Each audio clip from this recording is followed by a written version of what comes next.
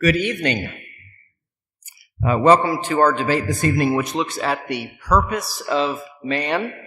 I'm Evan McClanahan. I'm the pastor of this congregation and the moderator for our conversation tonight.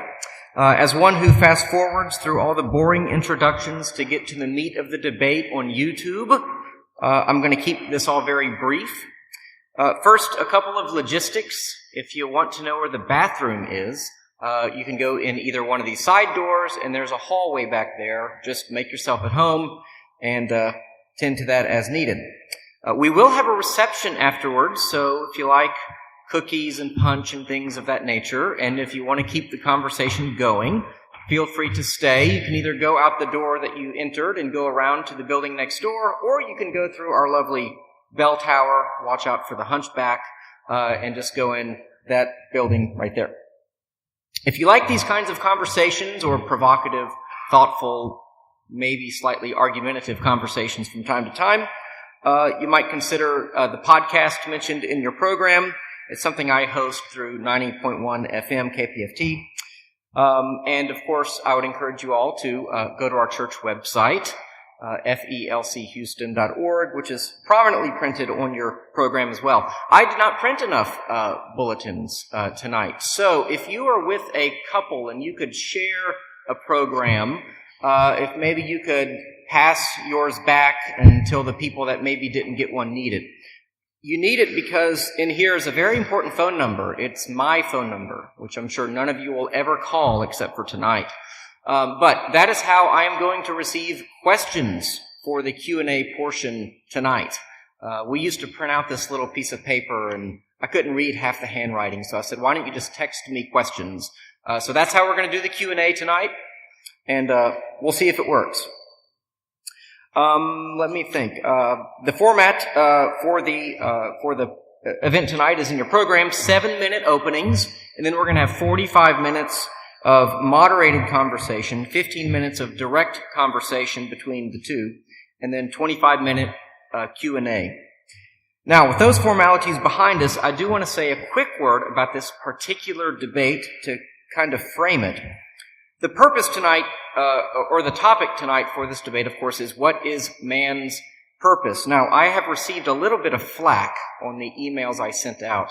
I hope we all understand that when we say man's purpose, we're not only speaking about men, but this pertains to men and women, and when we say man, we are speaking of mankind or humanity. But the question for this evening centers around whether mankind, men and women, have an intrinsic purpose as part of their nature, or if maybe purpose is something that we can create on our own. Is humanity in a significant way unique from the rest of nature? And how so? In what ways are we different? What constitutes our drive to succeed and our rights to life? Of course, philosophers have debated those questions for millennia, and our hope for our conversation tonight offers, we hope that it offers some clarity in pursuing answers to these questions.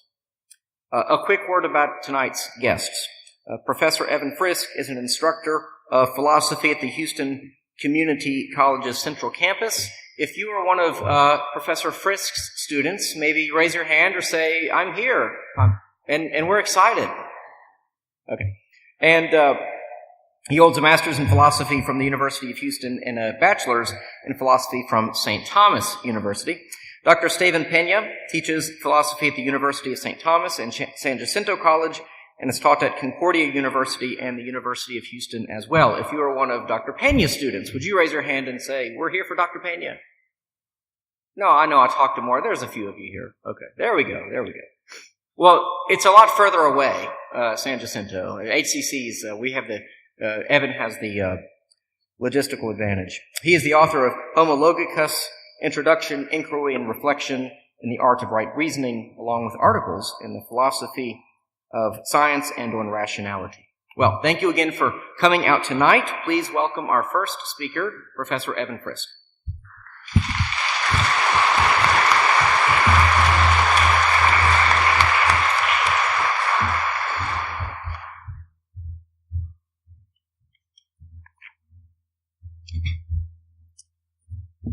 Good evening, and again, welcome to First Lutheran.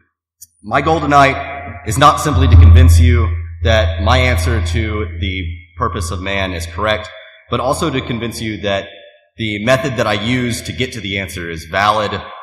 My answer and method are both from Aristotle. What we need to know to understand the purpose of man is function. We need to know how man is organized in order to live, for us to have a human life. With knowing our function, we know how we are fulfilled, and by knowing how we are fulfilled, we'll know our purpose. I also have a third purpose tonight, and that is to help you achieve fulfillment in your life. Before I really begin, I want to make a religious caveat. Simply stating that God has designed us in a special way is just not a good apologetic. Paul twice defends the Christian faith without referencing divine revelation, and this is in Romans 1 and 2 and Acts 17, in case you're curious. This approach is called classical apologetics, and so my starting point will be common ground between Christians and non-Christians alike, the human person. I think most people overthink our debate topic as well. We hear the purpose of man, and we think it's poetic and mystical, and really, I think the true answer is simple and maybe even boring. People always want more out of life, but what life really gives you is only that, life. What we need to know is what kind of life we're meant to lead, and all we need to know for that is what kind of life human beings are organized to live. So, how are we organized? First, human beings are a kind of animal. We have animalistic needs. We need water, food, and shelter. We have societal needs, much like other animals. And if you look at a human person, we're designed in a way to acquire these goods. Human beings are organized in such a way to thrive as human beings. Human beings don't need wings, even if it looked cool, because it's not going to help us thrive as human beings.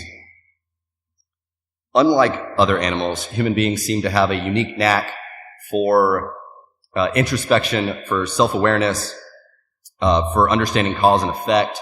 Let's call this ability reason. The rational capacity of humans works alongside our animalistic needs. We grow our own food. We form complex social and political structures. We have been making art for thousands of years, and we're making technology to continue to assist our reasoning skills. Reason as a tool or as a skill has made amazing progress in a number of areas. Reason as part of our nature comes with its own needs. We need to understand. We need to be loved and not merely liked. We need to express our identity. We need to improve ourselves. The human organism is thus organized for a very specific kind of life. In other words, we're purposed for a very specific kind of life. So can we have a purpose to do anything of our own choosing? No. Thievery, for instance, is not going to satisfy our social need to belong and succeed in society. Even a gang of thieves doesn't steal from themselves. Stealing runs against our nature in this way, and a gang of thieves has to borrow from our essential purpose, from our natural purpose, in order to exist in the first place. So let me focus on some of the actual concrete purposes rooted in and discovered via our nature. We have a purpose to improve ourselves, whether this be in bodily health, mental acuteness, or in moral virtue. Functioning well as an individual is paramount to flourishing as a human being. Functioning well in society is also one of our purposes. Society isn't simply a means to an end, but is good in and of itself. There's much fulfillment in being made into a good person by others, as well as making others into good people. This doesn't mean we need to be a doormat to society or succeed according to society's standards. I just mean that there's certain kinds of relationships that we're fulfilled in. These are familial relationships, friends, romantic partners, and society as a whole. These two purposes are easily agreed upon, non-controversial. The next two might be a little more controversial. I think we have a purpose to care for the environment. No landowner desolates their own property, and nor do they want nature to do it for them. Our goal isn't to dominate nature as a tyrant, but instead get our wants and needs from nature by working with nature as opposed to working against nature. By environment here, I mean the entire picture. I mean plants, animals, and even the very dirt and air itself. And finally, as a accumulation of those three purposes, I think we have a purpose to revere God. Now, this isn't a declaration of theism. I'm a Christian. I believe in God. But I would say that we're organized to revere God even if God didn't exist. A 18th century satirist named Voltaire wrote that if God did not exist, it would be necessary to invent him. The passion we have for community and our rational faculty both press us toward God. At the very least, we have to borrow from this idea of God in the same way that the Gang of Thieves does. My favorite example is human rights, which sit above governments and authority over them in the exact same way God would. People often object, where does this purpose come from? And they want me to say God, but that's precisely what I have not answered. That cannot be used against me without making me into a man of straw and inventing premises I did not use. In order to refute the core of my argument, you have to object to function, to organization, to fulfillment, or something of that kind. And I think any way to object to these destroys a common sense understanding of the world. Living beings are, of course, organized to live. Organs have a function for life, and living well, organisms are fulfilled. As a final note, you simply cannot do a few good things and then complain that you don't feel fulfilled. Good people are good habitually. It comes as natural as breathing. They don't try to be good. Fulfillment's going to work in a very similar way. You cannot achieve meaning in a week, and mere knowledge is insufficient.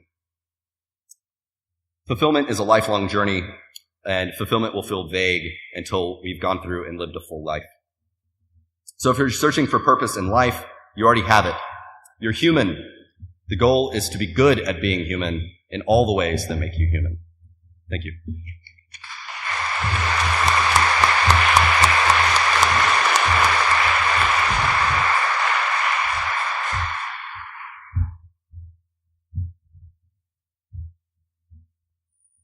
Thank you, Pastor McClanahan, for having this debate.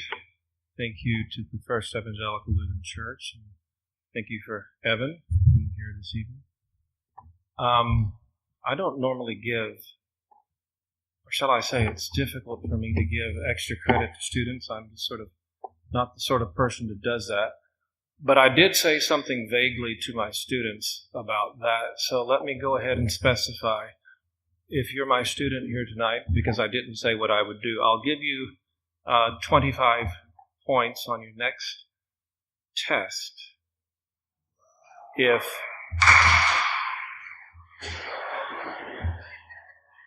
every time Evan speaks you make faces at him, or you eat a lemon, if you throw a tomato at him, you'll get 50 points.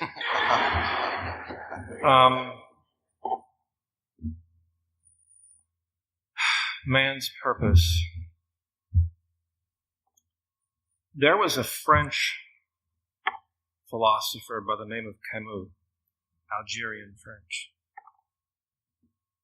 who said, there's actually only one serious philosophical question. Just one. Should I kill myself? That's it. That's the only serious philosophical question. Should I kill myself? Now, of course, what he meant, that reduces to the idea or the question, is life worth living? That's it. Is life worth living? According to Camus, that's the only serious philosophical question. And what he was reacting to was something that he called absurdity, or the absurd. There is a certain absurdity in the fact that man tries to find meaning in this cold, unfeeling universe, a universe that indicates to us that we are simply a set of chemical compounds floating sort of randomly on our biosphere. A universe that I assume, we must assume, would not weep if we all disappeared. Do you think the universe wept 67 million years ago when the dinosaurs died? Do you think the universe cared when a set of giant lizard-like creatures disappeared from our planet? A planet that was a third from the sun in a second-rate solar system in the backwash of a third-rate galaxy? No, it didn't care. And there's an absurdity in recognizing the human condition in the face of the universe when we recognize those facts. Now, we can ignore that absurdity. I suppose that's what the alcoholic does, or a person hooked on other substances. We can attempt to escape the absurdity. And certainly for Camus and a lot of other people, that meant weaving the sumptuous bubble of religious theories and the idea that there is some being who watches over us and attempts to control and has a certain plan for our lives, as people say. That's escaping. It's a form of escapism. On the other hand, a person can simply embrace absurdity, face absurdity, own the absurdity, and recognize that it is only when I see that there isn't some divine puppeteer, some divine carnival master, some master plan controlling us, that I am truly free. I'm only free when I face absurdity and I recognize I make my purpose or I have no purpose. Purpose has to be something that we created. Now, there is, I should say, I think, on the other hand, a certain advantage that the person who embraces a sort of escapism, as I mentioned, there's an advantage there because people just naturally feel that there's something beyond what they see, something beyond the phenomenal world, what Kant called the noumenal world, something beyond what you see here. Freud had a word for it. I think it was in The Future of an Illusion. Freud called it the oceanic feeling. And what he meant by that is you just feel like you're sort of in an ocean and there's got to be more than just what you see. That's just a natural human feeling, despite the fact, according to Freud, there isn't the slightest shred of evidence for something beyond what we see. That's the oceanic feeling. Now see,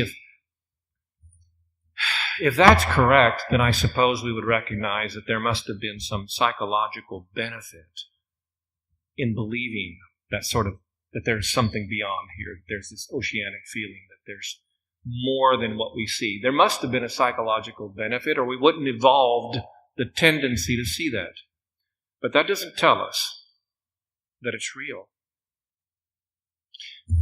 There is exactly, I suppose, the same amount of evidence for the existence of Jesus Christ as there is for Apollo. The same amount of evidence for the Christian God as for the Homeric gods. If there's Mary, there must have been Athena. If we recognize that, we recognize that escapism from the absurdity of life is not a real answer. We recognize that you have to create purpose. You have to create meaning. Now, I'll try to be analytical for just a moment, more analytical here. And I will say, if we really ask ourselves about purpose, I think there are two senses, and we don't want to get these two senses confused.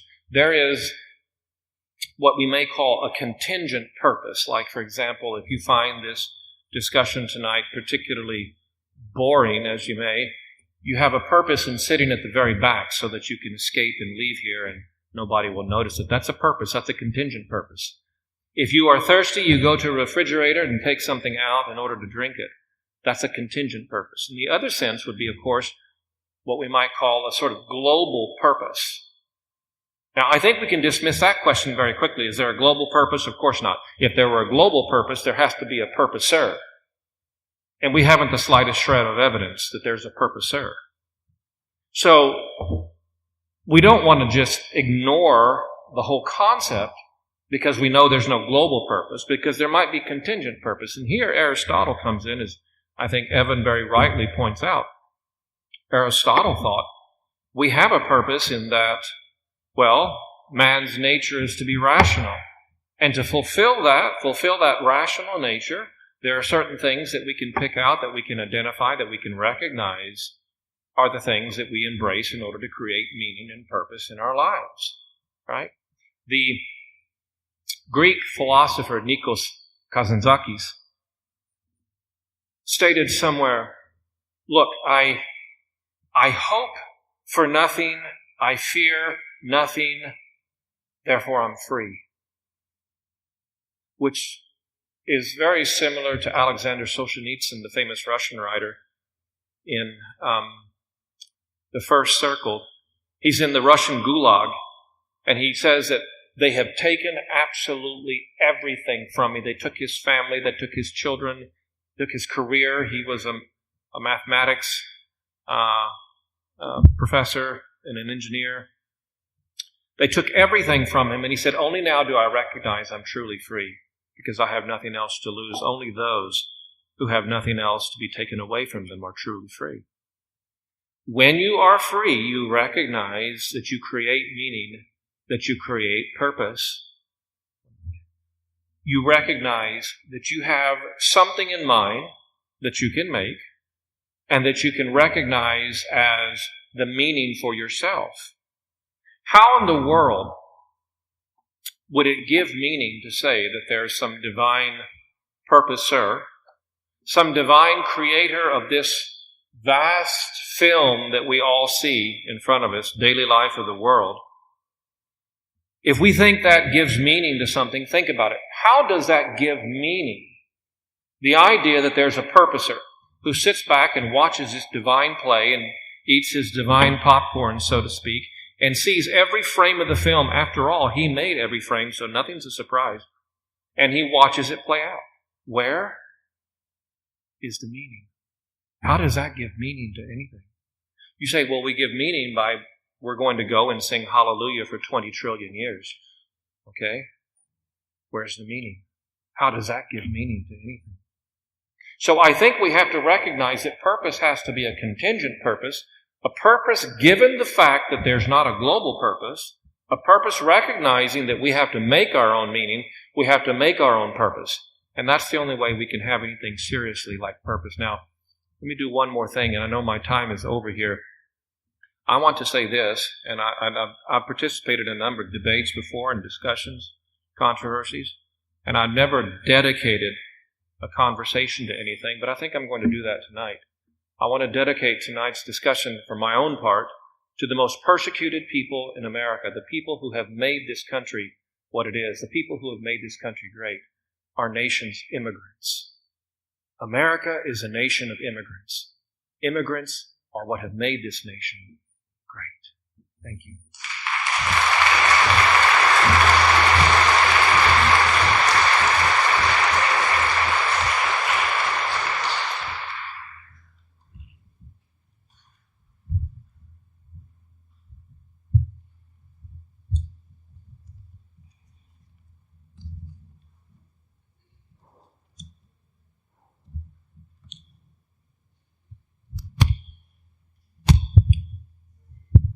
We good? Brian, we good? We're all three in the picture? Okay, well, I want to thank both of you for your opening statements tonight. I think we'll have some fruitful dialogue here. To begin our 45 minutes of moderated conversation, and be sure to talk right into those microphones when the time comes, I want to actually take a step back, because I think before we can talk about what kind of purpose mankind, humanity, men and women have, we want to answer the question of what or who man actually is.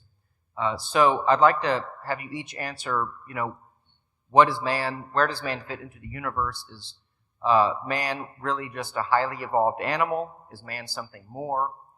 If man is something more, how is man something more? Why is man something more than that? So I'll start with you. Sure. So, I don't know if I have a problem with saying that man is simply a highly evolved animal, if we mean highly evolved to come with those unique traits that I've talked about. So,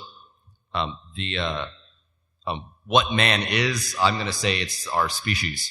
It's Homo sapien. It's the thing that has 46 chromosomes and is fulfilled in the specific ways that our organism is organized to do so.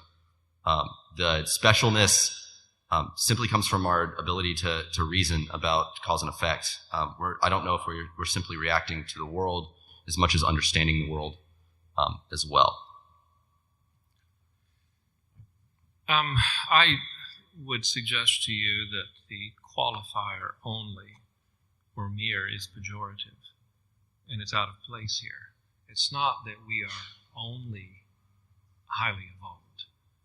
That's our great ace in the deck here. It's not. We shouldn't use this as a pejorative. Of course we're highly evolved. We are literally great apes. That's what we are, biologically speaking. That's how we're classified. But I don't think it means only that. I think it means we are the pinnacle of an evolutionary process, so far as we know. As Evan pointed out, as rational creatures, that sets us apart from everything else. It means that we are the uniquely linguistic species. As the only species that has language, we are the species that is rational. Rationality makes language possible, a uniquely human capability. So I would simply specify, look, there are multiple levels of explanation that are true at the same time. I have one of these big grandfather clocks, and you can describe the workings of that clock in terms of the gears and the weights and the pendulum, or you can describe the grandfather clock's workings in terms of so many billions of atoms of copper and so many billions of atoms of something else, and both those explanations are true. So to say we are highly evolved animals does not exclude another level of explanation. They can be true at the same time. They're not mutually exclusive. So yes, man's a highly evolved animal, but he's also the pinnacle of that evolutionary process. So y'all both are saying that what makes mankind unique from the rest of the animal kingdom is our ability to reason, which I think is obvious to observe, but is it only our ability to reason? If we interpret reason broadly, so when I talked about reason, I also included art. So I would think that reason includes a number of different things, including we'd start having new emotions as well, like hope is going to be a rational emotion that's not going to be shared. Is hope a byproduct then of essentially scientific changes in our organism? Is hope something that we've evolved, or is there something beyond us? I know you addressed this in your speech, but is there something beyond us that actually is the object of our hope? As rational creatures, we see those objects. It's not as if we're directed by those objects, but it's instead those are the objects that we long after. We start seeing things like cause and effect that are not physical objects. Cause and effect isn't a physical thing. You can't put a cause and effect under a microscope. It's one of the big points why Hume doubts cause and effect. Something like hope, the object of our hope is reason too, but then there's a longing for it because we know that we're fulfilled by it. Okay. So your question is enunciated again. My question is, who do you say that man is? And is what makes man really different at this point our ability to reason. Yes, because various other capabilities derive from reason. So if you ask what sets us apart, yes, Aristotle defined man as a rational animal. He felt the correct way to define anything is by a specific difference in a proximate genus. Our proximate genus is Animalia, being an animal, and our specific difference, our species difference, specific is a derivative of the word species, is to have reason. So then all kinds of things derive from reason, such as I said, language itself, the most important. Since we have language, this unique form of communication, we're able to build a cathedral and all sorts of other things that we see all around us. So, again, I would suggest to say that reason is the only thing, is an unnecessary and inappropriate qualifier in there. It's a pejorative. We shouldn't say only reason. Reason is the wonderful thing that makes us separate, but it is the root of all our separateness, because a dog can bite harder than we can. He can smell better than we can. Animals can run faster than we. Our trump card is reason, and Evan would agree with me about that. Reason is the one thing, and Aristotle recognized this almost 2,500 years ago. Reason is the one thing that sets us apart and gives us all those other capabilities that we think are so grand. It gives us the ability to sit here and discuss something tonight that no other creature can do. Is it our actual ability to reason, or is it our potential for reason? That sets us apart? Yeah. Well, if you don't act on a potentiality, then it's not a potentiality. A potentiality that's never actualized is not a genuine potentiality. The reason I ask is, what about a person who loses their capacity to reason? What kind of value do they possess? Or what about a person who is so young they don't yet have that capacity? Well, you beg the question there. That's question begging. In other words, technically, it's not a person. Now, I know that will be unsettling to a lot of people from a religious standpoint. A person is something that has reason. So if you've lost that, you're not a person. That doesn't mean you can do anything you want to them. That's a mistake that a lot of religious people, I think, make. They think because something isn't a person, therefore you can do whatever you want to. Or the person who recognizes that a non-person human is just that. That means you can do whatever you want. Nobody says that, right? But I think, yes, people can lose their rational capacity. They are technically not persons. They are humans. So there will be one of our differences. So I think that the rational capacity is part of the form. So as the part of the species, that capacity stays regardless. For example, somebody that's drunk no longer has the capacity to reason. They've incapacitated themselves, but I'll still claim that they're a person. That personhood is they've currently incapacitated themselves in that way. Yes, but if you've lost 90-some-odd% of your mental capacity, your brain is honeycombed and you're in a vegetative state, there's no mental capacity there for a personhood. Yes, I would claim that one would be different. So I think what Pastor's trying to get at is something like euthanasia. That's down on my list. Oh, it's down farther. Okay. So people don't stop being human until they're gone, and then when are they gone? It would be when they no longer have that capacity anymore. Somebody that's drunk is going to become sober again, and somebody that still has reasoning abilities may not function well in other aspects, but they haven't lost their capacity. But no, the question wasn't have they ceased to be a human. Okay. It's whether they be a person. What's Aristotle's definition of human, though? Aristotle doesn't give a clear definition of human, clear definition of person. It's a rational animal. And so you have lost your personhood. That doesn't mean you lost your humanity. You're still a human if you're a vegetative state. Okay. Do animals have a purpose? Start with you again, I guess. Yes, they have the exact same purpose. Wow. Their purpose is to flourish. So a dog is to be good at being a dog, and a bird is to be good at being a bird, just like human beings are supposed to be good at being human beings. It's the exact same purpose, but the species is going to then direct how they are actually fulfilled in life. Okay.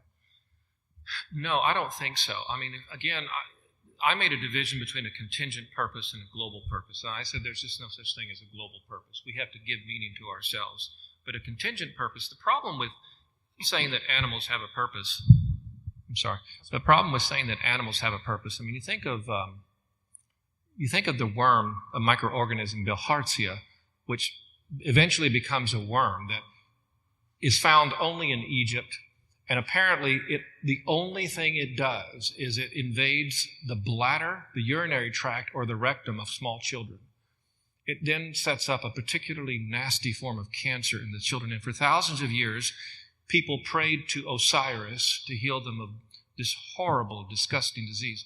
Then later to Jesus, and then finally to Allah. And they're still praying to Allah. But in 1917, Christofferson found that what the worm was and how it could be treated by a very simple intervention. Now, if you ask yourself, what is the purpose of Bilharziia, this worm? Was it to create these disgusting cancers in little children in Egypt? Or was it to give Christofferson something intellectually interesting to pursue? Well, I think both of them are absurd. There was no purpose for Bilharziia. Bilharziia is something that's happened, and man's rational capacity can fight it to relieve mankind of this suffering. And so, no, animals don't have a purpose. Should we protect endangered species? You don't have to answer that. But. Yeah, absolutely. I think we should. And if nothing else, for our own benefit. Okay. So, Evan, you said that, yes, animals have a purpose, and it's that a bird is a good bird. I assume a great white shark is a good great white shark. Mm-hmm. He eats people, as we've all seen. Or she. I think it was a Only she. The best ones. I think it was a she in Jaws, for what it's worth. But anyway, okay, but you said, yes, they are to be the best, they are to be a good person, a good dog, a good bird, etc. But how do you know what is good? What is the standard that you would appeal to say, this is how you know when it's a good bird, or, in our case, a good human?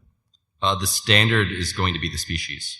So, if we take a horse, which is built for running on the open plain, and we put it in the mountains, it's probably not going to thrive very well. But that might not get us to the definition of good. What we need is even for what the horse was built to do, if it's bad at it, if it's the slowest horse in the pack, if it's going to be caught by predators, if its digestive system ends up getting an infection, and this is a real thing about horses.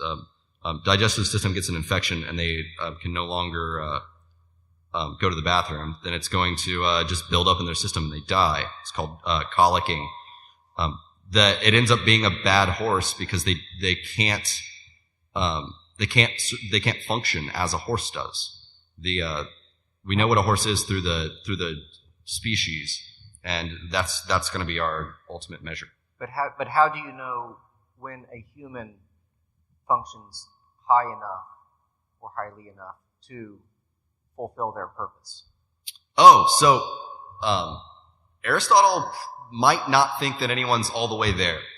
So he has multiple different levels. The top level is the virtuous person that's great at everything.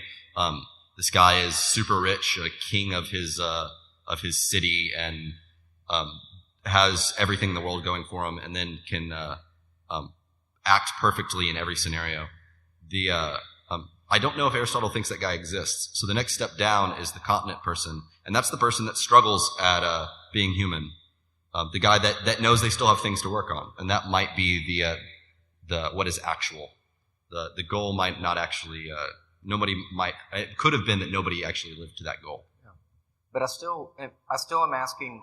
But how do you know what virtue is? How do you know what the ultimate goal is? How do you know what the good is? What is the standard for that? Is it just human flourishing? I mean, is human flourishing, and is that the definition of human success? What does it look like, I guess? Yeah, in Nicomachean Ethics, Book 1, Section 6, he gets into the good and is kind of making fun of Plato a little bit, and saying that he doesn't need to discuss the good and what the good is in the form of the good, that he's much more interested in discussing goods for particular creatures. Even if there was a really broad good, the only goods that we could ever claim we could ever acquire are those within our human nature. We couldn't even acquire goods that were outside our human nature. Goods that would be outside our human nature would probably be to our detriment. So I talked about humans with wings. Really, that would just deplete your blood supply. You'd have all sorts of back problems. It would just not be good for us. You'd have to become a different species for those to actually be to your benefit. You want to come back on that? I was kind of giving him a hard time. Look, Evan and I would both be fans of Aristotle and would consider him to have a great deal to say to us. But there's a problem here, an easy trap that students of Aristotle fall into so often. Look, the Nicomachean Ethics, he had two famous works, or three if you consider the Magna Moralia to be his also. The Nicomachean Ethics and the Eudaimonean Ethics, in a certain sense, they are misnamed. Because Aristotle isn't talking about good or ethics in the moral sense. He's talking about what it means to flourish or be an excellent human being. Aristotle would never ask himself, would never speak in the following way. He would never say, well, imagine you were in the position of that other person. How would you feel if he doesn't care about that. That's not what Aristotle means. So his whole concern is not in a strictly moral sense. It's how do you live well as a human being? Evan understands that perfectly well. And that is to live in accordance with your rational nature. And he says that a contemplative life, a life of the mind, is superior to a life of action. Now, those of us that are kind of lazy like that, right? Because we'd rather sit and just think and read. But Aristotle wants to say that you live a better life when you're able to do that. Well, that's an instrumental good. That's a good allowing you to live the fullest life as a human being. It doesn't mean you're a good person in the way that we, in a modern sense, use that term. So I think we have to recognize that there's simply a category mistake that happens here because the terms of the discussion of the debate have changed a little bit. And what Aristotle means is a little bit different. But he wants to tell us, how do you live well as a human? And it all comes back again to his definition of a human, a rational animal. You live in accordance with the dictates of reason. And if there's any age that is no longer living according to the dictates of reason, it's today. And a lot of that is made possible by electronic means. We have simply set aside the life of the mind because we have a life of entertainment that's so always at our fingertips. And so we've got further away from the ideal that Aristotle was talking about. But I just think we ought to keep in mind what his ideal was, which is, what does it mean to be a good human being? And that is a life of the mind. Okay. I think that when this conversation comes up, I think that theists tend to say to non-theists or unbelievers or atheists, whatever that group may be, they tend to say that, well, if you are trying to say that you have purpose apart from God, it's essentially a fool's errand because you're assigning it to yourself and therefore it's kind of whatever you want, but it's not actually real. I think that non-theists, non-believers say to theists, well, you're just kind of using God to create a global purpose, if you will. So I guess I would ask both of you, why is, and I don't know if it's an exact quote, but I believe you said we have to create meaning. We have to create our own purpose. Okay, I don't want to misquote. Why is that not a fool's errand? Why is there legitimacy to us saying we create our own purpose? Because wouldn't we really, create, a purpose that suits us? And I mean, where then is that objective standard again of saying this is a real and a truly good purpose? Yeah, it sounds to me like you're begging the question. Okay. I think you have a circular argument there, though it may be hard to pinpoint exactly where that happens. So I would ask you to ask yourself, what is the impetus toward a sort of objective purpose? I mean, why is it not a legitimate purpose unless it's what you call an objective one, right? I mean, if it's outside of me, okay, you might say it's objective in some sense, but there again, in what sense do we want to say that there's a kind of purpose that is real so long as I didn't give it to myself? I mean, I certainly don't want to say that, bless you, anything that you think is good or adds meaning is equal to what anybody else thinks is good or adds meaning. There might be somebody here to whom I ask, well, what is meaning for your life, or what is good? And that person answers, well, I sell drugs to little kids. That makes me happy. And I see them scurry away with their little bag of cocaine and their smile on their face. I wouldn't say that everybody's meaning is on the same level, but I would certainly say it doesn't make it objective because somebody else gave it to me, which is why I was suggesting, as I think Camus, the French philosopher, is suggesting, I'm only truly free when I recognize that there isn't some divine puppeteer who's telling me what my plan and my meaning and my purpose is. That's when I'm free. Right. And so my question to you would be is, why would it not be a fool's errand for you? And maybe you don't go down this road. You've backed away from God a few times tonight. So I'm going to give you a chance to step forward a little bit.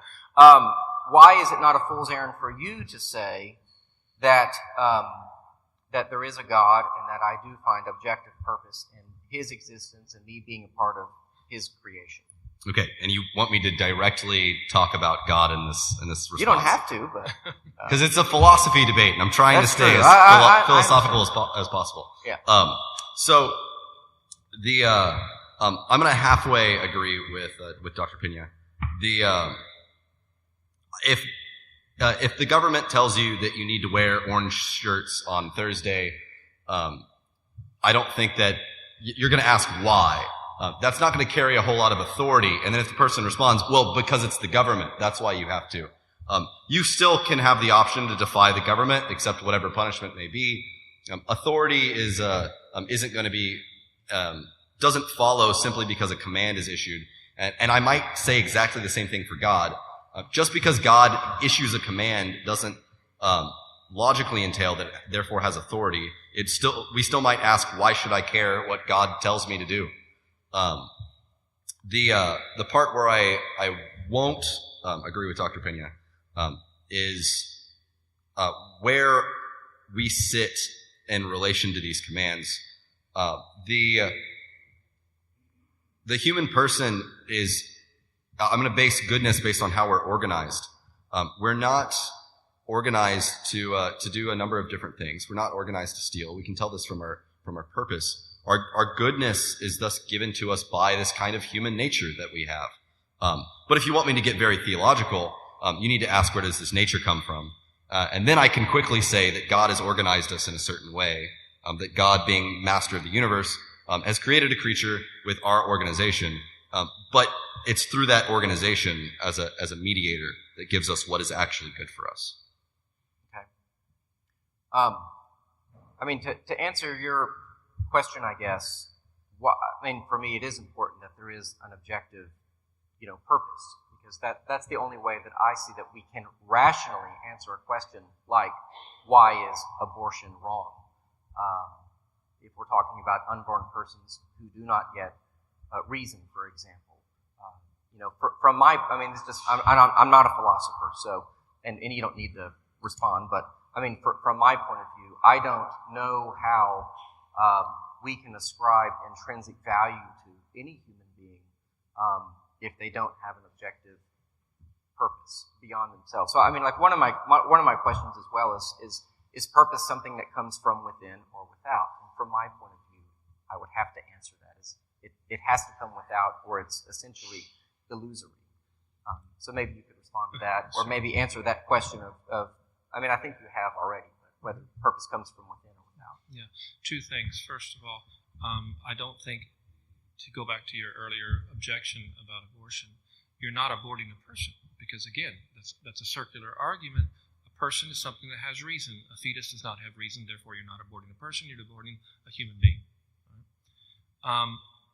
But in regards to this, my question to you would be, what makes it objective that it comes from somewhere else? I guess there's a tendency for us to think that if I come up with a solution or an answer, it therefore is not objective. And I would say to you, that almost sounds arbitrary to me. Not entirely arbitrary, because there's a natural reason why, you think that something that you feel, we call that, I guess, very often subjective. But if I sit here and I don't know anything about math, I've just learned a little bit about math, and I start thinking about, the number 144, and it suddenly occurs to me, we just had a lesson on in my math class, say, on square roots. It suddenly occurs to me, wait, the square root of that is 12. That came entirely from within. Does that mean it's not objective or real? No, it's real and it's objective.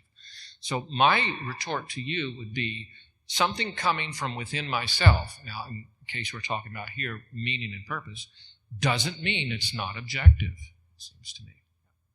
And I would say, I want to be clear that I don't think something is objective if it comes from somewhere else.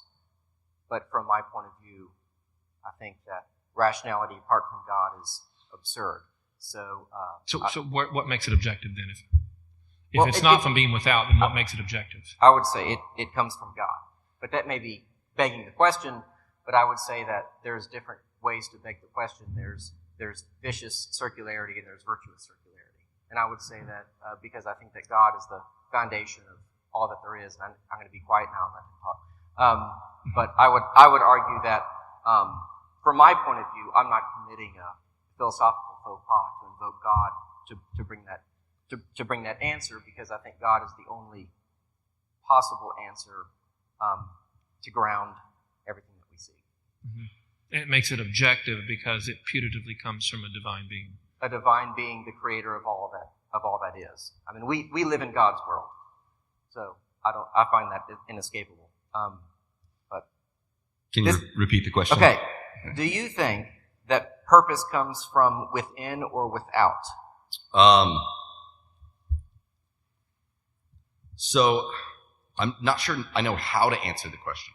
So again, I think that purpose comes from organization, and there's a kind of introspection that we do. We need to know who we are, and I don't think that that's a choice, really. We're thrust into the world as a human being. We don't really get to choose to be born as a Chihuahua. I have no idea why somebody would choose that, but just we don't choose it. Nope, nobody would choose it anyway. So that kind of scenario, I would say, is without. That what in that existential moment where I am finding out, I'm discovering my essence. That is something that comes from outside. But also I would more likely describe it as a kind of introspection. I would think that it has to come from outside, though, because everything that we seem to value as a rational creature comes from outside. When I ask something like, what color is my t-shirt? We're looking for the actual true fact, and if there's a debate on whether it's green or blue, we would figure out exactly the wavelength that was bouncing off the shirt. These are facts that are outside of us. All of truth seems to be outside of us. I think that's how we would understand purpose. Okay. Just a couple more questions, and then you guys will have a direct exchange. So if there's any loose ends, y'all can tie them up with one another, and then we'll do Q&A. I have gotten 2 text messages, so if you do have questions that are starting to pop up, go ahead and send them in. I'd like to propose a terrible scenario, and this gets right back to the very first thing you said. Someone is in a terrible, maybe they're a veteran in war, and they've lost a lot of capacity, maybe lost limbs. Their life will never be the same. It will always be different, perhaps humiliating. Do you think that person can only answer for themselves whether or not they should carry on? Is suicide a legitimate option in that situation? So your first question was, how did Camus phrase it? Should I kill myself? Right? Is suicide ever a viable option? Maybe I'd put it that way. Well, it's a hypothetical. I think most of us would all say, well, we can imagine a situation, right? Someone's about to torture us, and in that case, it might be preferable to the torture. Or someone's about to torture all our family members unless we kill ourselves. Yeah, I mean, we can think of hypotheticals like that. Yeah. But I was quoting the French philosopher Camus, who was suggesting that whether life is really worth living, given the absurdity of life, recognizing the scientific facts of our relation to the universe, is it worth living? Now, in his case, he wants to say certainly so, but you have to give yourself that meaning. You have to create the meaning and purpose. It wasn't an endorsement of suicide, certainly. Right. No, I understand that. Evan, any thoughts on, and maybe we could look at the question of euthanasia. If a person is unable to fulfill their function as the species human being, does suicide become a legitimate option, or is there an intrinsic reason built into the fabric of the universe, which maybe that's a bad category, but is there a reason to avoid it? Yeah, there's plenty of reasons to avoid it. So often we think something like, he can't really move around on his. Maybe the guy can't feed himself anymore. Like that's really the most humiliating thing. It's just if somebody feed him and bathe him multiple times a day. But part of our purpose is to live life with others. This gives an opportunity for someone else to give you that kind of love. It gives other people opportunity to care for vulnerable people. And I can't think of any reason why that would immediately turn our heads to suicide. We think that certainly certain things will no longer be fulfilled. And I totally understand the kind of depression that would come from that, especially immediately after it happened. But no, I don't think that it's warranted for suicide or euthanasia. Okay. I think with that, I'll bring the moderated conversation to an end. I think the limits of my philosophical ability were stretched as thin as they can. And I'll let the philosophers talk to one another. We said, I believe, 15 minutes for this. So if there are some kind of loose ends or disagreements you would like to flesh out, I'll just try to make sure the time is relatively even. And Dr. Pena, you go first, since he's gone first every other time. Okay. To ask him something? Sure. Right. Let's see. All right. So you are a student of Aristotle. You admire Aristotle. And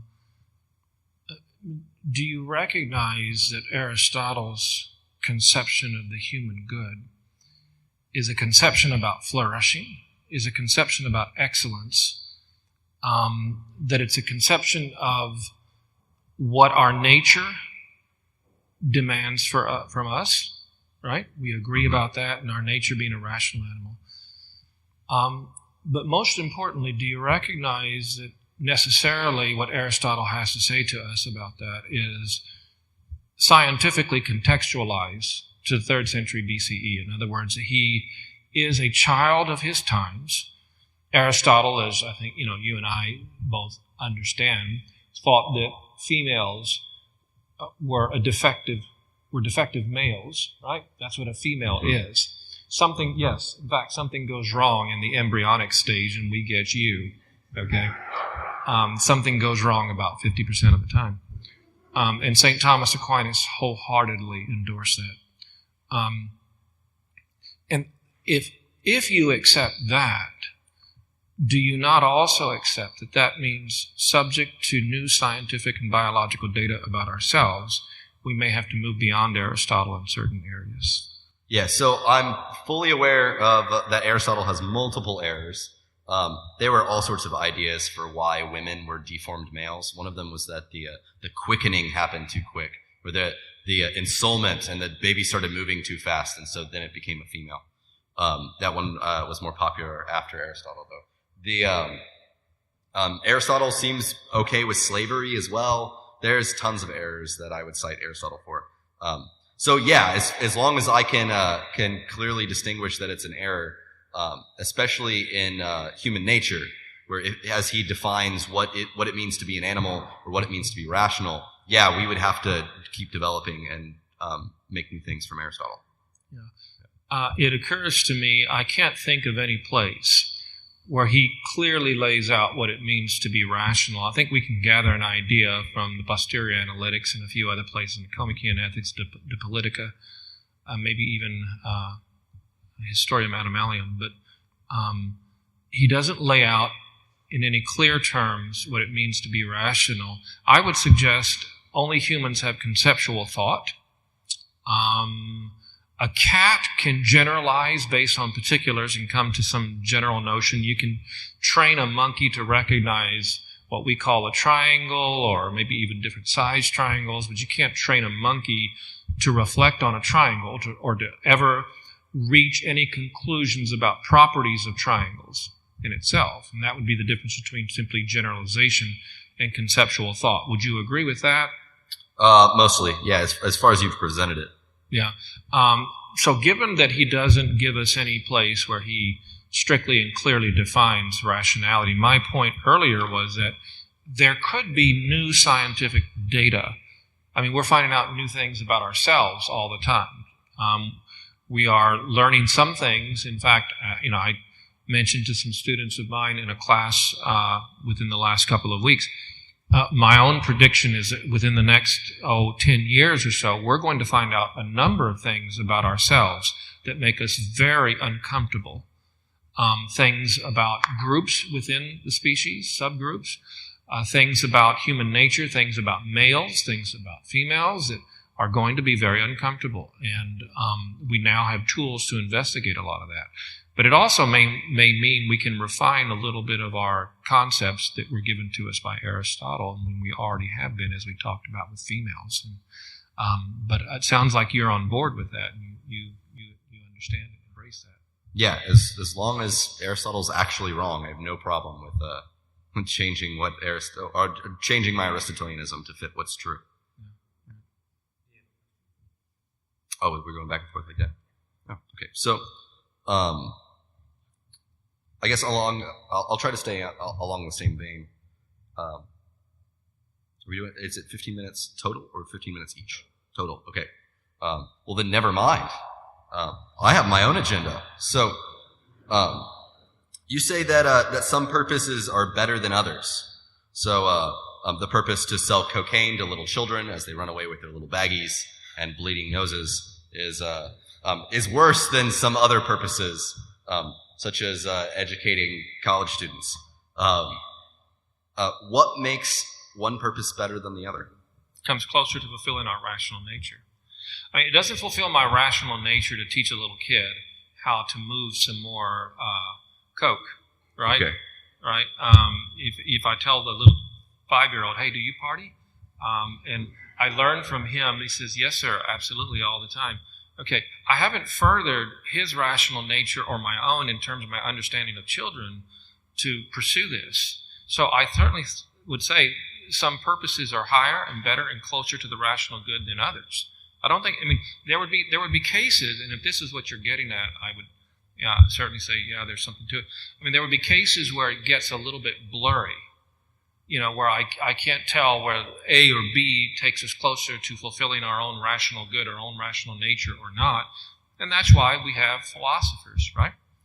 We have no other marketable skills, do we? No. Right? So we recognize that we have that kind of highest kind of life, as you know, that Aristotle talked about, the contemplative life. And not everybody is open to that. Not everybody can. But to the extent that you can participate in the contemplative life, you are closer to that rational good for us. And so I think in most cases it's going to be pretty clear which is a purpose that takes us closer to that and which one isn't. Do I get a follow-up question? Okay. So you went about 5 minutes. You'll go about 5 minutes, then 2.5. Okay. So if it's that rational nature, doesn't that automatically give us an objective standard? Well, first of all, I didn't say we can't have objective standards. What I was replying to Pastor here is, how does something coming from outside of us suddenly become objective, and that's what's within us is not objective, which is why I said, it might occur to you what the square root of 144 is, and you just learned that, and you just did it from within yourself. And that's certainly objective. So I would suggest that objectivity isn't the product of externality, and that was my rebuttal to him. But I would suggest to you, as far as objectivity, unfortunately, I think we don't recognize enough that objectivity itself admits of degrees. There are degrees of objectivity in the sense that, as Karl Popper pointed out, take a scientific theory. We need to stop trying to prove that a scientific theory is correct. In most cases, we'll make more scientific advances. If we just try to prove it wrong, and we find a scientific theory that has survived more efforts to prove it wrong than another scientific theory, then we can say that scientific theory A is more correct or more objective than scientific theory B. I mean, look, nothing seems to us, I think, more objective than the periodic table. As I got in the car this morning, I asked my son Aeneas, let me send a shout out to my son Aeneas Pindar Octavius, he's here somewhere. And there was a news report about benzene in the air, and I said something to him like, remind me, is benzene a basic element or a compound? And so we tossed that around for a little bit. Nothing seems more objective. But do you really think in galaxy M31, the Andromeda galaxy, with advanced civilizations, presumably if they have them, that their periodic table or whatever they have would correspond exactly to ours? I mean, wouldn't we be kind of surprised at that if it was, they had exactly the same number natural occurring elements end at 92 at uranium, and then you can have other ones that go high. And I mean, here's something that, as I said, presumably is the most objective thing we can imagine that science has given us, and yet it wouldn't surprise us at all if we went to another galaxy and found it had something completely different. So I would suggest to you there are degrees of objectivity. Okay, so two quick questions because I've only got 40 seconds left. If we went over those aliens and they had a different periodic table and we asked them, does oxygen exist? They're going to respond no because they have a different periodic table, and we're going to have there's going to be competing objective claims. Why wouldn't we then say that there's not degrees of objectivity? It was simply that we're only halfway there. Okay, I don't think you meant to say why wouldn't we say there are degrees of objectivity, because that's what I want to say. Why would we? Sorry, yes. My bad. I think it's enough that I refute your arguments. I shouldn't have to make them for you also. I would suggest to you that, there are cases, let's see. Around 1900, I don't know if you ever read any of H.G. Wells' novels. They're sort of fun sometimes. He had one called The First Men in the Moon. And he imagines we get to the moon. There's a whole civilization there. But we never see them because they live in these gigantic caverns inside the moon. Okay, so he goes there, and the Selenites, as they're called, we can't communicate with them at all. So he figures out a way to communicate ostensibly, in other words, by pointing to something. And so what he does is he draws out a triangle in the dust, in the ground. And he begins to show to the Selenites, the moon people, that we know the Pythagorean theorem. And he reasons they would know the Pythagorean theorem too. If they're capable of building a civilization, they surely have known the Pythagorean theorem. And so that's how he can begin ostensive definition, because he can then point to something and say this is a side, or this is an angle, or what have you. And so he gets to a point where he begins to establish a language, just a lexical, just nouns to start with, and he builds from there. Okay, so there are degrees of objectivity when you recognize that they might have a more complex notion of what a triangle is. They might have terms and ideas and things. Instead of just the interior angles, they may have words for the exterior angles, which we never talk about, the exterior angles of a triangle, where they might, we see 2 objects right here. They may see 6 objects because they think the cap is different from the bottle or what have you. And so I would suggest to you that already is a sign that there are degrees of objectivity. It's not that they're mutually exclusive. It's not that we're wrong and they're right. It's that there are degrees. It's like there are levels of explanation. When I was mentioning my clock, and you can explain the clock in different ways, there are levels and degrees of objectivity is the way I see it. Maybe one quick question. Okay. There's such thing as a quick question. Okay. Not in philosophy. Okay, a quick question here. Do you think that Aristotle's conception, as a fan that you are of Aristotle, do you think that Aristotle's conception was in any genuine way a religious conception of purpose and meaning? Not even close. Yeah, that had nothing to do with religion. Socrates kind of gave up the Greek pantheon.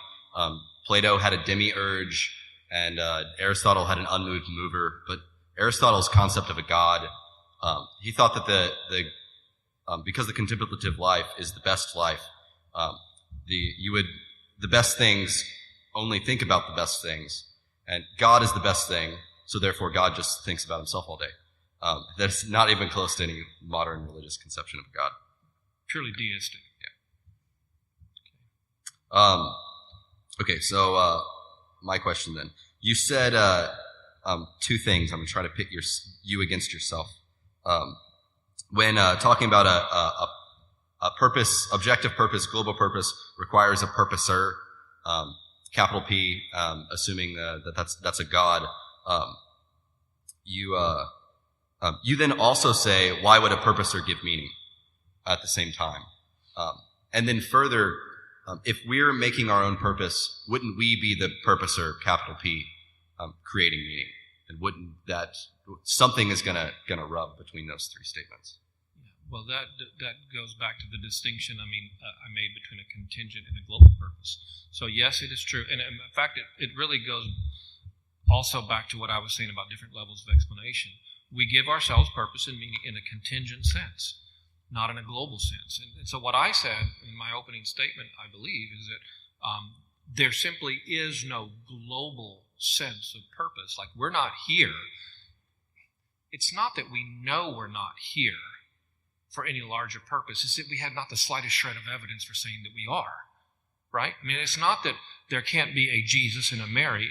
That's why I said, it seems to me, there is exactly the same degree of evidence for the Christian God as for the Homeric gods. It's not that we know there's no Christian God, not that we know there are no Homeric gods. It's that we don't have any evidence to say that there are. And so not having that, there's no reason to say that there's a global purpose. There could be one. There's nothing illogical about there being one. It's just in the absence of anything, we have to make our own purpose. And so I would suggest to you there was no conflict in what I was saying, because we make a purpose in a contingent sense, not in a global sense. All right. Well, that'll bring our moderated that whole conversation time to an end. So we've got 25 minutes. We know you're busy students and you have to get home and have some time for Netflix and such things. But we do have 25 minutes for Q&A. And so I'm going to do my best to go back and forth, and maybe a 1-minute answer and a 30-minute rejoinder on each question, unless you can do it in less time, I guess, or don't want to respond. And some of these came in through the event, so I'm going to try to, and they're still coming in, so I'm going to try to, if there's not a clear reference, I'm going to try to figure out what it was. Okay, so Evan, you first. The question is, does this make a blind person a bad person? And I'm guessing they are talking about, if what gives man purpose is ability to function well as a person, as a human being, I guess, and one of the things a human being can do is see, does a blind person have less purpose than another? So I think you're confusing moral purpose with general purpose. We have more purposes than just to be moral. We have intellectual purposes, for instance, that to learn. We wouldn't say that learning is moral or immoral. It just doesn't fit in that category. So as far as moral purpose, of course, blind people can be just as moral as anybody else. But as for their overall purpose, to function well as a human being, we even define that as an impairment. They have to then overcome that impairment. They're going to have to work twice as hard in order to flourish in the same way. You want to come back 30 seconds on that? I think I would agree with Evan on this one in that, look, I mean, it simply is the case that there are certain uniquely human abilities, not necessarily uniquely, that a person may not be able to enjoy for various reasons of impairment or what have you. And yes, frankly, that means that that individual cannot fulfill purpose in the same way. But Aristotle also held that, look, a person who is in bondage cannot have eudaimonia, cannot have happiness and fulfillment and flourishing in the same degree as a person who is free. And that simply is an objective fact, Aristotle would say. So, yes, things do impair us from reaching our full potential as human beings. Dr. Pena, you said that animals have no purpose. The question is, if animals have no purpose, then why do we need them in order to survive? Why does the earth need bees in order to produce crops if animals have no purpose? Well, I think there's a confusion there between purpose and function. That's what is at the root of that. When I was in the 4th or 5th grade, I asked why do we have mosquitoes? I mean, they're awful. And I think my teacher told us that, what would bats eat if we didn't have mosquitoes? And that's satisfied me through the weekend and Monday. But why do we need bats? It occurred to me. So I think there's a confusion there between purpose and function. They serve a function. That doesn't mean that there's actually a purpose. In fact, am I out of time? I think so, but go ahead. Okay, no, that's all right. I was just going to say, you've obviously never eaten a bat. They're delicious. You should ask Ozzy Osbourne. So, you want to come back on that? Yeah, so I said in my opening statement that function is where we get purpose in the first place. So bees have functions. Bees have plenty of functions. However, to say that bees have functions for me is probably the error. Bees don't have functions for you. Bees have functions for bees. The functions are within the individual or within the species. So the function of bees pollinating is that's how they thrive. Now, and then there's a reciprocal relationship between them and pollinating plants from that. So we might be able to talk about as a function between everything there. That's where we might start getting into more and more objective purposes as well. Hence, we should worry about extinct species. Okay. Evan, if human beings are to be good at being human beings, why are we not good at being human beings? That was perfectly phrased. Yeah. I don't know if you want the philosophy answer or the theology answer. I couldn't tell from the question. The philosophy answer is that virtue is something that's cultivated. When a child is born, they come out kicking and screaming and demanding of their parents immediately. That's what they have to do in order to make sure that they're heard, in order to make sure that they're healthy. We don't know how to flourish. We have to learn these things.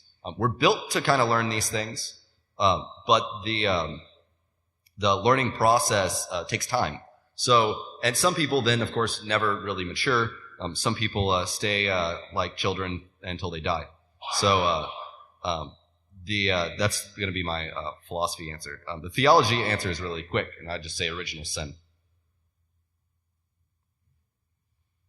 Any thoughts? I certainly agree with the first part of that, or for the most part. Look, I think that we do better and worse jobs among different individuals in fulfilling our uniquely human nature. Our nature is to be rational, as we both have said here tonight. I would suggest, though, on a larger perspective on that we are more able to keep from fulfilling our human nature by the cell phones and the internet today, because it gives us a greater opportunity to, if you will, to pursue irrational trails in our life. I mean, you look at today, if I were to, this is a little bit off topic, but in a typical class of mine, I have absolutely no doubt many of my students, maybe most of them, believe all sorts of conspiracy theories. It's just taken over America, conspiracy theories. And one evidence of that is the first thing that the conspiracy theorists online get you to do is to turn off genuine sources of information, which they call the mainstream media. And by calling it that, they lead you to believe that their conspiratorial world, going down that rabbit hole of conspiracies, is where the real truth is. And that just shows you what has happened in this age in which we have got further from the ideal of human nature, which Aristotle talked about, it seems to me, than at any point since Aristotle lived. Dr. Pena, could you agree that enjoyment can also be a purpose of man? Eating, drinking, and shelter may also be purposes for man, but simply having these doesn't make us happy. But do we live also to satisfy our personal demands? Personal demands? That's how it's phrased. Okay, all right. No. That was an alarm that goes off every week at this time. But go ahead. Look, those are contingent purposes. Yeah, absolutely. I mean, you need food and drink and things. Here's what I think is the big confusion about this, in my very, very humble opinion. And I hear this all the time from people, from students. It's a constant refrain. And I don't know of any phrase that, in my humble opinion, is more mistaken and confused. People say, oh, well, I believe everything happens for a reason. I don't think there's any more confused, mistaken, misdirected statement than that there. And after thinking about it for a while and hearing it a million times, I came to the conclusion what they really mean, or what they're confused about, is that everything has a cause. But they are confusing that with having a reason. When you recognize that everything has a cause, which is borders on a tautology, really, of course everything has a cause. But there's a confusion to shift that into thinking, therefore it's a reason. It's not a reason, and quite frankly, on a global level, I think, there's not the slightest shred of evidence that there's not a reason for the worm Bilharzia that I talked about before, whose whole life, whose whole existence is to burrow into the urinary bladder or into the rectum of little children in Egypt. There isn't a purpose, there isn't a good, there isn't a flourishing of Bilharzia. It's simply an evil in our world, and it has a cause. The little child didn't get this horrible, disgusting condition because everything has a reason. I mean, if you really ask yourself that, I don't think you believe that. It's everything has a cause, not a reason, and that's a confusion. Can you repeat the question one more No. time? Okay, no, then I'll keep going. So, I would say that maybe we could say that there's a reason that everything happens. It's just sometimes the reason is that you're an idiot and you should have vaccinated your child. So that would be my context for that. There's a reason for everything. I can't remember the original question at all, so that's as good as I can get to responding to this. It's my fault because I was looking through future questions to ask as well. But Dr. Pena, you said it is begging the question to bring God into the equation, I guess. How is it not begging the question assuming that your reasoning is valid? In other words, how do you know that your reason is valid without you using your reason? Well, I'm not. Is this from the audience? It is from the audience. Okay. I promise. Right. But I just happen to find it convenient for my purposes. No, that's you have purposes too. Yeah, I don't deny that. Yeah. I would suggest, first of all, there's a category mistake going on here. A reason can't be valid or invalid. Arguments are valid or invalid. I think to say that I rationally arrive at the conclusion that reason is the purpose of man is nevertheless a rational conclusion that is backed up by empirical data. In other words, we can empirically show that man is different than every other animal in some way, and that way happens to be conceptual thought. So if we're the only ones that have conceptual thought, and we use conceptual thought to recognize that we have conceptual thought and is different than everybody else, I don't think that's circular. I think it's simply a conclusion from an argument, and the argument's valid. Did you switch the question again? Well, it was about circularity And can you use reason to Can you use reason to justify reason? Yeah. So, if I remember the second half of the question, and it's how can you know that reason is valid without using a reason? And epistemologically, I don't think we can. Like, how can I know without using my reason? The only way I know anything is through use of my reason. I think the question has to do with objective truths and things of that nature. But that might be slightly off topic as well. So I don't think Dr. Pena disagrees with objective truth. It's objective purpose that is going to be his disagreement. Let's do 2 more questions, and then you'll have to. I'm not going to get to them all, and I apologize in advance, but that's what receptions are for. To Evan, kind of a long, perhaps hypothetical, but if an 8-month-old child became reduced to a vegetative state, it would then have the chance to give other people the chance to love him. But that is all they are ever capable of doing. They could never grow to learn complex math or to play poker. That would be okay. We all know gambling is a sin. So if all they do is get loved in life, is this extent to their flourishing good? Did they fulfill their purpose even if that is all they accomplished? Lutherans don't think that gambling's a sin. All right, so it depends. Raise your hand if you have a pet. Now raise your hand if your pet plays poker with you, and raise your hand if you want to go home and euthanize your pet. Cool. Okay, so I don't think that even if somebody can't fulfill a lot of these basic human functions, that means that we think that they're not worth it anymore. There's plenty of things that we show all sorts of love and kindness to that have none, like even less purpose than that. We treat houseplants better than we do people half the time. And so I would think that even a person in a vegetative state, we would have to treat as a human being.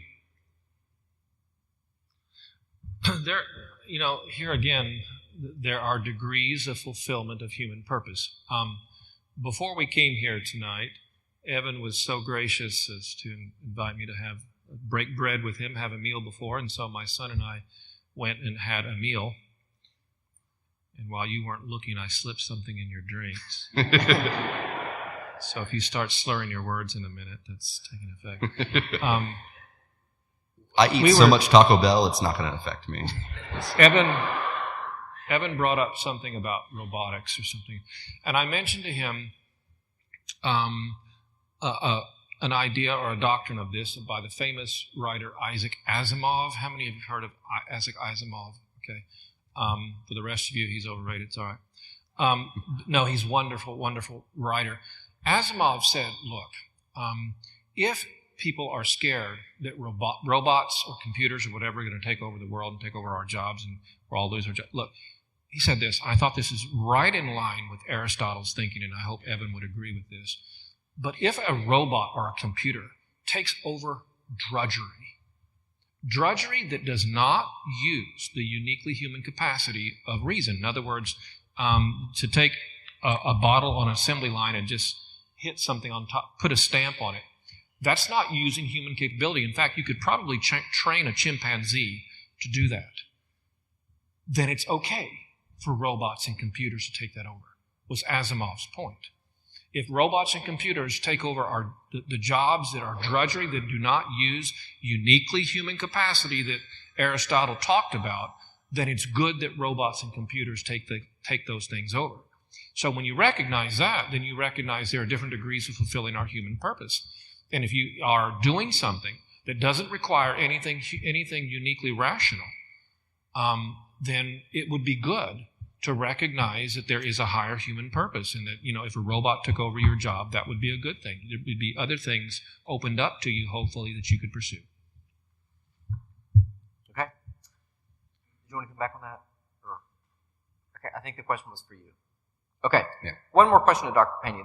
A number of people brought this up, and it does tie into some of the ethical questions later, I think, as well.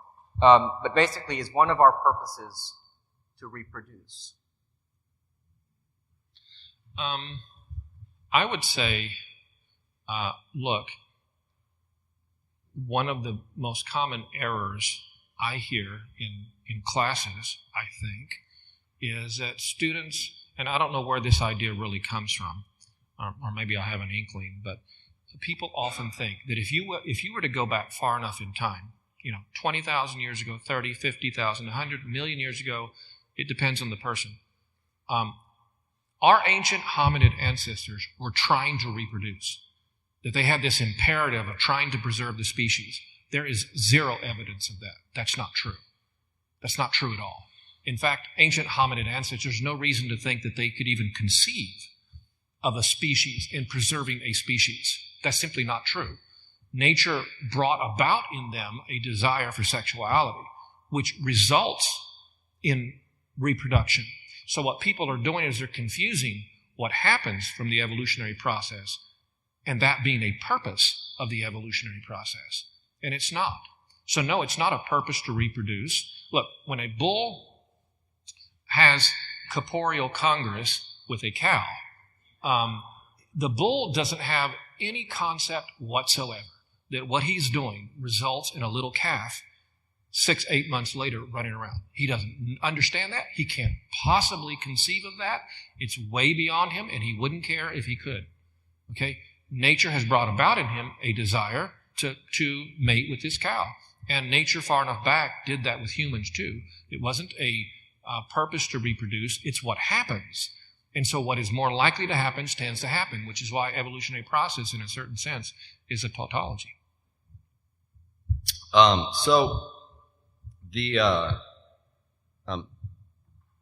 would say that human organs have function as well. So the digestive system gives you an appetite, and it lets you know when you need food, and then fulfilling your function there is going to leave you fulfilled, at least nutritionally. The word for reproduction isn't hungry, but it's close, and I'm not going to say it. So that is another kind of appetite that would need to be fulfilled. There's a greater need for it to be fulfilled at different times in our life. But I don't know if that's what it means by reproduce. Reproduce is to literally have kids. I might be a little more broad with that. As a rational animal, there's a number of things we can do that would be analogous to reproduction that would fulfill us in the same way. So we don't necessarily need to have our own kids. We could adopt. We don't necessarily need kids at all. We could reproduce ideas and culture or faith. Okay. Well, we've reached the end of our time. A debate is not meant to answer all the questions, but rather to spur the audience to come to their own conclusions, but also to do their own research. Maybe some of you will be motivated to go and buy a few books on man's purpose and do some more study on it. So that's really what debate is. We also hope, by the way, to model civil discourse. You might notice that in our nation, it seems like everyone hates everybody else. Everyone divides into camps and tribes. And so one of the things we try to do with these debates is model that actually there is a way that people can disagree and still be polite and civil with one another. We'd like to think there's a good in that, even part of our purpose here. So, I know you've been holding your applause all night. One quick reminder, reception next door. Thank you very much for coming out and giving of your time. Please applaud our speakers tonight.